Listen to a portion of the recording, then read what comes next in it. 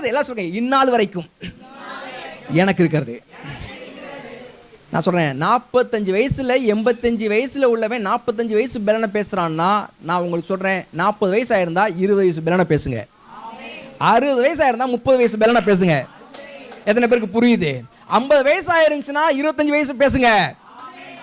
அவன் அப்படிதாங்க பேசுறான், அவன் 50-50 போடுறான். 85 வயசுல 45 வயசை இண்டிகேட் பண்ணி காமிக்கிறான். கவனிக்கிறீங்களா? கர்த்தர் பாருங்க, அவன் பாருங்க சொல்றாங்க, இந்நாளில் எனக்கு என்ன செய்யறது இருக்குது, யுத்தத்திற்கு போக்கும் வரத்துமாய் இருக்கிறதற்கு அப்போது எனக்கு இருந்த பலன் இப்போது எனக்கு இருக்குது. அப்படின்னு சொல்றான். ராணுவத்தில் நின்று துப்பாக்கியை தூக்குற அளவுக்கு இன்னைய உடம்புல வலு இருக்குது, பலன் இருக்குது, கர்த்தருடைய சத்தம் இருக்கிறது, கர்த்தருடைய துணை இருக்கிறது, கர்த்தருடைய அனுகூலம் இருக்கிறது, கர்த்தருடைய அபிஷேகம் இருக்கிறது. 10 பேர் பேசின மாதிரி அன்னைக்கே என்னால பேச முடியல இல்லையா? நான் மாத்திரம் நானும் யோசுவாவும் பேசின அதே அபிஷேகத்தின் வார்த்தைகள் இன்றைக்கும் எனக்கு இருக்கிறது. இன்றைக்கும் அந்த பலத்தோடு போய்